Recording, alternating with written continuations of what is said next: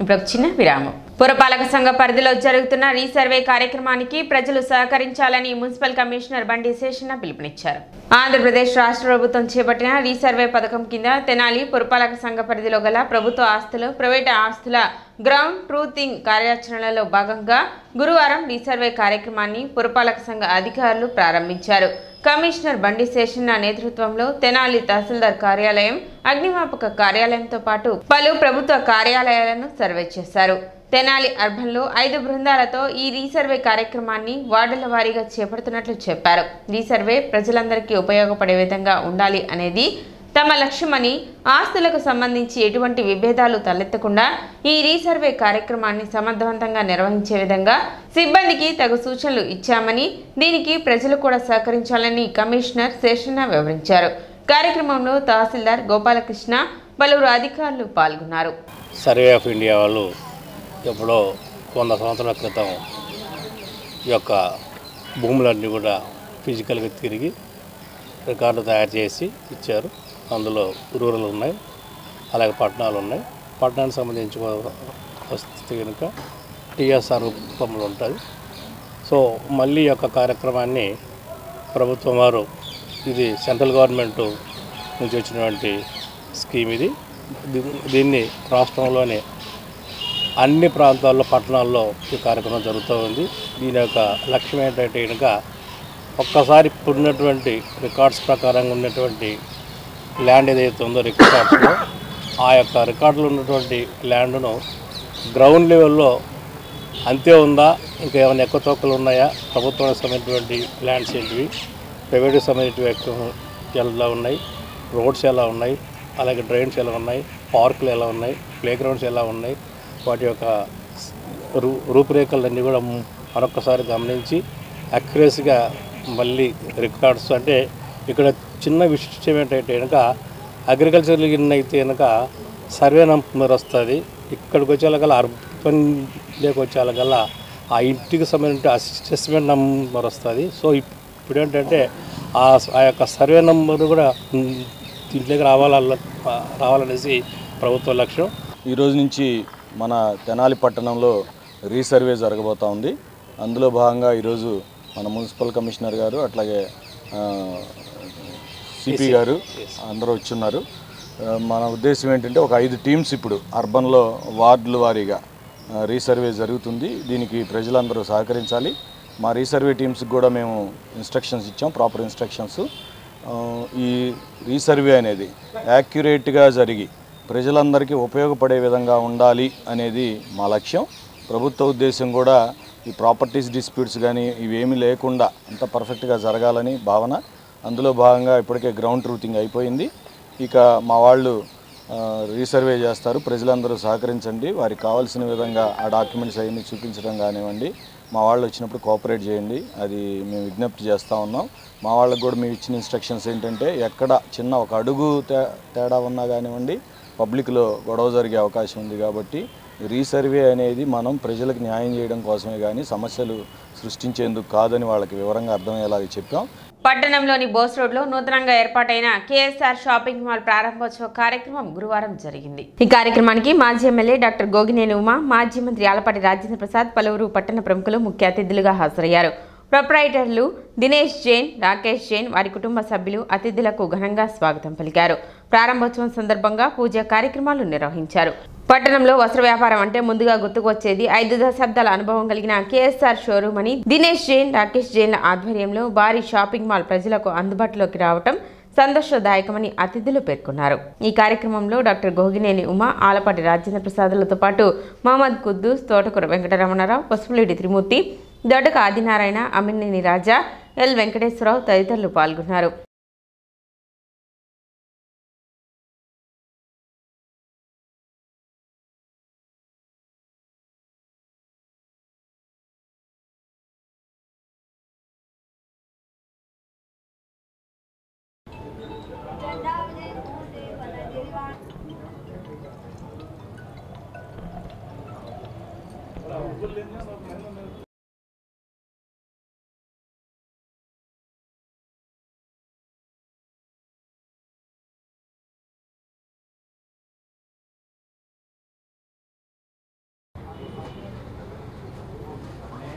Kesar showroom అనగానే అంటే గాంధీ చౌక్కి రాగానే మనకు కనపడేటటువంటి ఒక వస్త్ర సముదాయం, అది ఈనాటి ఇప్పుడు ఒక కొత్తగా ఏర్పాటు చేసుకున్నారని కాదు, తెనాలి ప్రాంతానికి ఒక వన్నె తెచ్చినటువంటి ఒక వస్త్ర సముదాయం దినేష్ గారిది.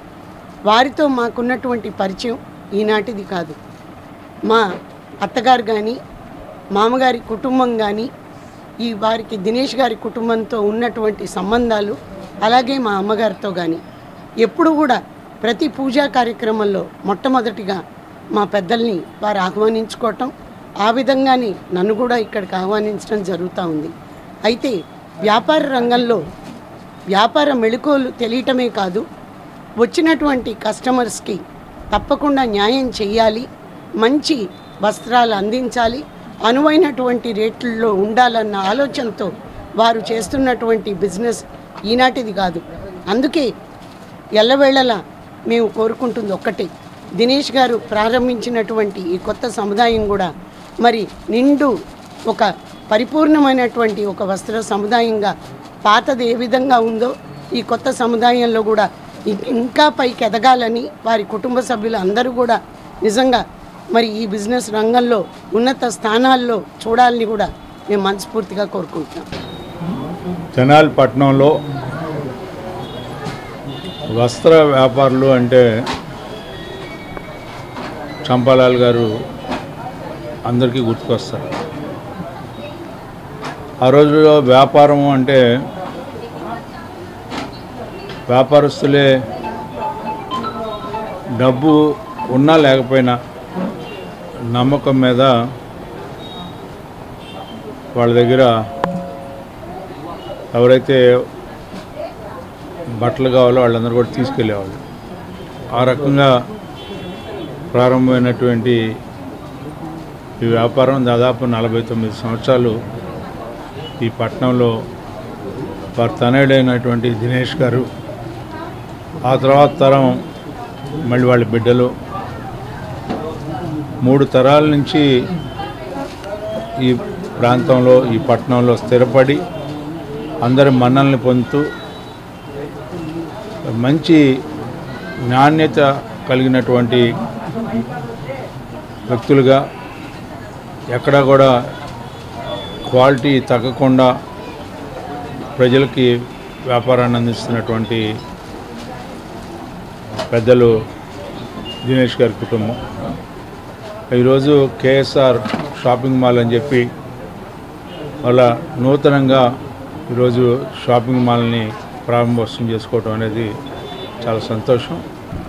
దినేష్ గారికి, నా తమ్ముడితో సమానమైన దినేష్కి బెస్ట్ విషెస్ చెప్తున్నాను. All the best. ఈ నెల 7వ తేదీ ఐతానగర్లోని NSSM హై స్కూల్ నందు మెగా పేరెంట్స్ టీచర్స్ మీటింగ్ నిర్వహించనున్నారు. కార్యక్రమానికి సంబంధించిన ఏర్పాట్లను గురువారం ప్రారంభించారు. ఇందులో భాగంగా 300 మంది విద్యార్థులతో MPTM ఆకృతిని చిత్రకళ ఉపాధ్యాయులు బెల్లంకొండ వెంకట్ రూపకల్పన చేశారు. PE శ్రీనివాసరావు సహకారం అందించగా ఇన్ఛార్జ్ HM S సునీల్ కార్యక్రమాన్ని పర్యవేక్షించారు. ఉపాధ్యాయులు విద్యార్థులు కలిసి ఐకమత్యంగా భారత్ మాతాకి జై అని నినదించారు. 7వ తేదీన జరిగే సమావేశంలో ఆడవారికి ముగ్గుల పోటీలు, మగవారికి టక్ ఆఫ్ వార్ పోటీలు నిర్వహించడం జరుగుతుందని, విద్యార్థులు, ఉపాధ్యాయులు, పేరెంట్స్ కలిసి శుభదిన భోజన కార్యక్రమం ఉంటుందని, ప్రభుత్వ సూచనల మేరకు ఈ కార్యక్రమాన్ని నిర్వహిస్తున్నట్లు ఇన్ఛార్జి HM సునీల్ తెలిపారు. కార్యక్రమంలో ప్రసాద్, నవీన్, ప్రేమ్, మనోజ్, విజయ్ సింహ, రెహమాన్ ఖాన్, జాన్బీ, బాలమ్మ, కరీముల్లా, విజయలక్ష్మి, సంపూర్ణ, వెంకటరమణ, SMC చైర్మన్ గాలి కిరణ్ తదితరులు పాల్గొన్నారు.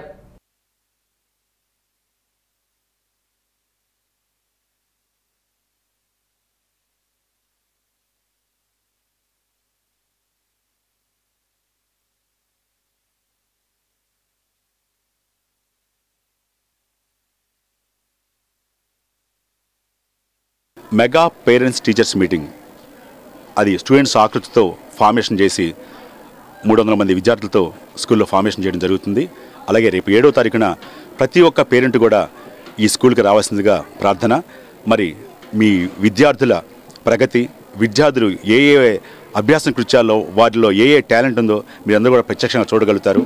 అలాగే పేరెంట్స్ అందరూ కూడా పిల్లల యొక్క ఆరోగ్య విషయాల దగ్గర నుంచి పిల్లల యొక్క చదువు దగ్గర నుంచి అదర్ యాక్టివిటీస్లో దేంటో ఉన్నారు. ఇట్లా ప్రతి ఒక్క విద్యార్థి కూడా వీళ్ళని షైనప్ చేస్తూ ఈ స్కూల్కి ఒక మంచి పేరుగా ఒక రోల్ మోడల్గా ఉండే విధంగా మరి మా హెచ్ఎంస్ కానీ స్టాఫ్ కానీ అందరూ కూడా సహకరిస్తున్నారు. అలాగే పేరెంట్స్ విద్యా కమిటీ చైర్మన్ కానీ వీళ్ళంతా కూడా రేపు ఇంక 7వ తారీఖు ప్రతి ఒక్క పేరెంట్ కూడా ఇక్కడికి వచ్చి విద్యార్థి యొక్క భవిష్యత్తు కోసం ఒక పేరెంట్, ఒక టీచర్, ఒక స్టూడెంట్ ఈ ట్రయాంగిల్ అనేది ఎప్పుడైతే ఏర్పడుతుందో పిల్లల యొక్క సమాజంలో ఒక మంచి అభివృద్ధికి వెళ్తారని చెప్పని మనస్ఫూర్తిగా కోరుకుంటున్నాం. తెనాలిలో మంత్రి నాదెండ్ల మనోహర్ చిత్రపటానికి పాలాభిషేకం నిర్వహించారు. పట్టణ ఆర్ఆర్ నగర్ నుండి సీఎం కాలనీకి వెళ్లే రహదారిలో 40 సంవత్సరాలుగా లేని రోడ్డును నిర్మించినందుకు కూటమి నాయకులు మనోహర్ చిత్రపటానికి పాలాభిషేకం నిర్వహించారు. ఎంతమంది నాయకులు వచ్చినా ఈ రోడ్డు నిర్మాణం చేపట్టలేని సందర్భంలో నేడు మంత్రి నాదెండ్ల మనోహర్ రోడ్డును నిర్మించడం పట్ల కాలనీ వాసులు హర్షం వెలిబుచ్చారు. కార్యక్రమంలో పెద్ద సంఖ్యలో కూటమి నాయకులు, వీర మహిళలు పాల్గొన్నారు.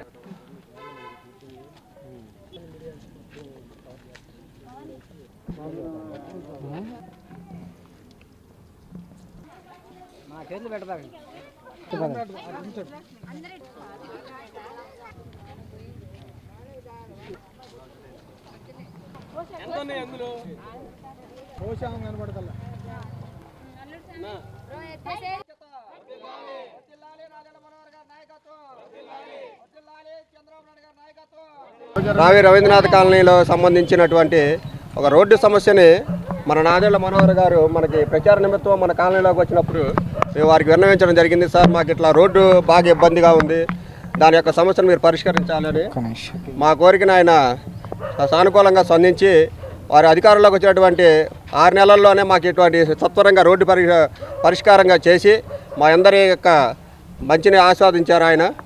అట్లాంటి నాయకుడు మాకు దొరకడం మంచిగా గర్వకారణంగా మాకు. అట్లాగే ఇప్పుడు ప్రజలందరికీ సంబంధించి సీఎం కాలనీ కానీ రవీంద్రనాథ్ కాలనీ కానీ ఎటువంటి ఇబ్బంది లేకుండా ఇప్పుడు ఈ యొక్క రోడ్డు నిర్మాణం బాగా చాలా మాకు మంచి జరుగుతుంది. ఈ రోడ్డు యొక్క నిర్మాణం గురించి చాలా ఏళ్ల నుంచి మేము చాలా నాయకుల్ని మనం అడగడం జరిగింది. మరి మన నాయకుడు ఇట్లా మనం అడిగిన తర్వాత ఎమ్మటే అధికారంలోకి వచ్చింది, ఎమ్మటే 6 నెలల్లో నేను మీ వెంట నేను ఉన్నాను అంటూ మా యొక్క సమస్యలు పరిష్కరించడం జరిగింది. ఎన్నో ఏళ్ళగా ఇక్కడ ఉన్న ఈ రోడ్డు సమస్యని రోడ్డు సమస్యని నాదెండ్ల మనోహర్ గారి దృష్టికి తీసుకెళ్ళడం జరిగింది. ఎమ్మటే ఆయన స్పందించి ఎలక్షన్ అయిపోగానే గెలిచిన 6 నెలల్లోనే రోడ్డు చేపిస్తానని మాట ఇచ్చారు. ఆ మాట ప్రకారమే ఈరోజు ఈ రోడ్డు ఎమ్మటే వేయించడం జరిగింది. ఈ రోడ్డు వల్ల ఇక్కడ ఎస్సీ ఎస్టీ హాస్టల్ నుంచి పిల్లలు రోజు ముసలు వృద్ధులు ఎంతోమంది ఈ రోడ్డులో నుంచి వెళ్ళాలి. వర్షం వస్తే ఈ రోడ్డు గుంటలమయం అయిపోయింది. ఈ గుంటలమయం నుంచి రోడ్లో దాటాలంటే పిల్లలు కానీ వీళ్ళు చుట్టూ తిరిగి రావాల్సి వస్తుంది. ఎమ్మటే మా సార్కి చెప్పగానే మనోహర్ గారు స్పందించి వీళ్ళ సమస్య తీర్చడం జరిగింది. ఈ ఒక్క రోడ్డు అని కాదు, పెదరావూరు నుంచి విజయవాడ వెళ్ళే రోడ్డు, విజయవాడ వెళ్తానికి ప్రధాన రహదారి కానీ ఏదైనా ఇప్పుడు తెనాల్లో ఉన్న రోడ్లన్నీ మొత్తం మనోహర్ గారు వచ్చిన కాడి నుంచి మొత్తం రోడ్లన్నీ బాగు చేయడం జరుగుతుంది. మాది 23వ వార్డు. గత ఎన్నికల ప్రచారంలో భాగంగా నాదెండ్ల మనోహర్ గారు మా వార్డుకు ఇచ్చేసినప్పుడు మా సమస్యలను అడగటం జరిగింది. దానికి మేము రవీంద్రనాథ్ కాలనీ, చంద్రబాబు నాయుడు కాలనీ లోపలికి వెళ్ళడానికి ప్రధాన సమస్యగా మారినటువంటి రహదారిని ఎంత సాధ్యమైతే అంత తొందరగా వేయాలని చెప్పి సార్కి మేము విన్నవించుకోవడం జరిగింది. గెలిపించిన 6 నెలల్లోకి మీకు ఈ రోడ్డు వేసే బాధ్యత నాదని చెప్పి సార్ ఆ రోజు మాకు మాట ఇచ్చారు. మాట ఇచ్చినట్లుగానే 6 నెలల్లోపే మాకు ఈ రహదారి నిర్మాణం పూర్తి చేసి మా కాలనీ వాసుల కష్టాలు తీర్చారు. దానికి నాదెండ్ల మనోహర్ గారికి మేము అందరం కూడా హృదయపూర్వకంగా ధన్యవాదాలు తెలియజేసుకుంటూ, అలానే తెనాలి మున్సిపాలిటీ పరిధిలో ఉన్నటువంటి రహదారుల మరమ్మతులు అన్నీ కూడా వెనువెంటనే చేస్తూ ఉన్నారు. గుంటూరు జిల్లా తెనాలిలో అధికారుల నిర్లక్ష్యంతో లక్షల రూపాయల ప్రజాధనం దుర్వినియోగం జరుగుతుంది. తెనాలి సుల్తానాబాద్లోని వైఎస్ఆర్ పట్టణ ప్రాథమిక ఆరోగ్య కేంద్రంలో సిబ్బంది అలసత్వంతో వైద్యశాలలో కాలపరిమితి ముగిసిన విలువైన మందులు, ఇంజెక్షన్లను వైద్యశాల ప్రాంగణంలో సిబ్బంది తగలబెట్టారు. వాటి నుండి వచ్చే పొగ విషవాయువుగా మారి సమీపంలో నివాసం ఉంటున్న వారికి తీవ్ర ఇబ్బందులు పడుతున్నామని ప్రజలు వాపోతున్నారు. దీనిపై వైద్య అధికారిని వివరణ కోరగా వివరణ ఇచ్చేందుకు అధికారి నిరాకరించారు. ఇదిలా ఉండగా దాదాపు ఆంధ్రప్రదేశ్ ప్రభుత్వం కోట్ల రూపాయలు వెచ్చించి పేదల ఆరోగ్యం మెరుగుపరిచేందుకు ప్రజలకు అందుబాటులోనే వైద్యశాలలు నిర్మిస్తే అందులో విధులు నిర్వహిస్తున్న సిబ్బంది మాత్రం అలసత్వం వ్యవహరించడంతో ప్రజాధనాన్ని ఇలా దుర్వినియోగం చేస్తున్నారని పలువురు ఆరోపిస్తున్నారు. వైద్యశాల పరిమితికి మించి మందులు నిల్వ ఉంచడంతో కాలపరిమితి చెల్లేంత వరకు వాటిని డాక్టర్లు కూడా పట్టించుకోకపోవడంతో చివరికి మందులను అగ్గిపాలు డాక్టర్లు చేస్తున్నారు. సిటీ న్యూస్ ముంచే ముందు ముఖ్యాంశాలు మరోసారి.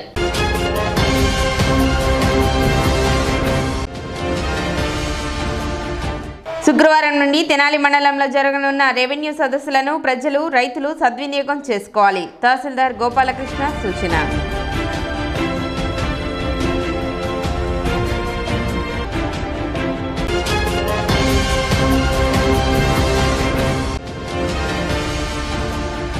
తెనాలి పట్టణంలో జరుగుతున్న రీసర్వే కార్యక్రమానికి ప్రజలు సహకరించాలి. మున్సిపల్ కమిషనర్ బండి శేషణ విజ్ఞప్తి.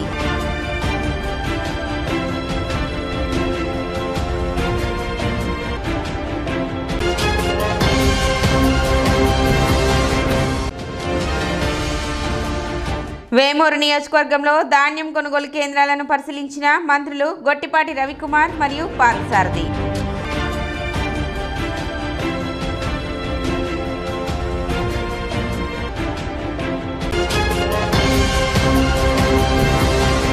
సిటీ న్యూస్ ఇంతటితో సమాప్తం. నమస్కారం.